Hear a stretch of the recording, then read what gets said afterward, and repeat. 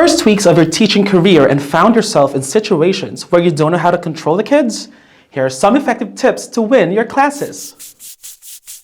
Hi, it's Eldridge with AhaSlides, helping you win your crowd over easier. So, class noise, the bane of every teacher since the beginning of time, or a class at least. It's the struggle that every teacher has definitely encountered at least once in their teaching lives. So how do we manage this common classroom problem? In this video, we'll talk about some common mistakes we teachers commit, and then some tips we can use in our own classes. Let's jump right into mistake number 1, shouting at the kids. You see, when I first started teaching, I was dealing with a tough group of students. At first, when they didn't do as I asked, I shouted at them.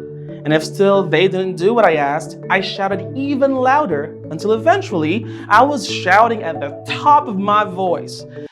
Jimmy, be quiet! Johnny, please settle down! Everybody, quiet! It did work sometimes, but at what cost? I lost my voice for a week, and you know how hard it is being a teacher without a voice, right? And so yelling or shouting at them not only hurts you, but also gives them the idea that it's more of a battle of loudest voices rather than the teacher trying to manage the class. And thus, they still ignore us. Mistake number 2, sending bad kids away. We all have done this, sending the bad kids out to the prefect. Alex, get out of my room! Although this may seem a successful strategy on the surface, the message we actually convey to the kids instead is, I can't control you, so I'm going to send you to somebody who can. Well, this only shows that we've lost the battle and lost all credibility as classroom managers. So the question now is this: how can we then control our classes if these 2 common solutions don't work? Don't despair, because here are some tips to improve our classroom management. Tip number 1, confrontational statements. Confrontational statements mean you're talking about the things that are going wrong. Carl, why are you always late? Paul, why are you making so much noise? You're accusing students of doing things wrong, and you're blaming them for it. You're talking about the behaviors that you don't want to see. Don't reinforce that behavior and set a very negative tone toward them. What you want to do is remind students about the things that they are doing right and encourage others to do it right as well. Paul, I'm so glad you're on time, and I can see you have a pen as well. Brilliant. Everyone, line up properly, please. That's great. Brilliant.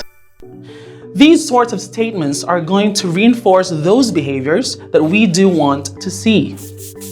Tip number 2, do the opposite of what they're doing.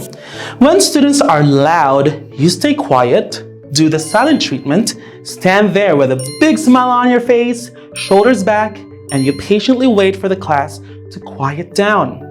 They will look up at you and say, is the teacher going to say something? Everybody, let's quiet down. If they're not gonna stop because they're having fun, or if they're laughing, then you make a sad face and ask them, class, do you see? Is teacher happy? No, right? I'm not happy. If when you walk into the class and seems like they're a bit down and tired, you do the opposite. Let's cheer them up and give them a big bright hello. Tip number 3, call and respond. You need a pattern to interrupt them, to snap them back to reality. So this technique basically is the teacher calling out something, and the students have to say something back, or they have to do some kind of action in reply. Teachers train students from the very first day on using this call and response technique, and they practice 100 times until it is ingrained in the students so that when you say the keyword, they automatically snap back and do the response. The teacher says, 1, 2, 3, eyes on me, and the students reply, 1, 2, eye on you, or the I captain technique. Class, class, class! Yes, yes, yes. and teacher says class, class, class, and the students have to repeat it on the same way. You can say it either high or low, or you can say it in different ways, and the students have to repeat it after you. Tip number 4, secret agent. This is a great tool for encouraging participation in lessons and for building class camaraderie. Here's how it works. Each student is given one card on entry to the classroom. This will immediately stimulate curiosity and gives the teacher an effective way to get students settled and listening once they are in the room. The teacher starts with, "I'll tell you what this card is for as soon as you're all quiet." The students write their names on the cards, and that one student will be selected at random to be the secret agent. The teacher can then put the cards in a hat for dramatic effect and pull out one card. Important note though, none of the students must know the identity of the secret agent. Tell the class that as long as this student has a good lesson, the entire class will receive a reward. The beauty of this idea is that because none of the students knows the identity of the secret agent, it usually results in all students trying hard to achieve the stated target. Also, if the student in question does not have a good lesson or reach the target for some reason, they aren't held responsible by the rest of the group. So this little gem not only encourages good behavior and participation, but also promotes teamwork and group cohesion. Classroom management is no joke, and we need every help we can to be successful at it. I hope this video was helpful in keeping your classes under control, yet fun.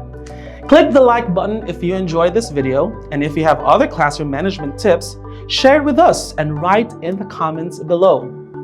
Once again, I'm Eldritch with AhaSlides, helping you win your crowd over easier. See you all next time.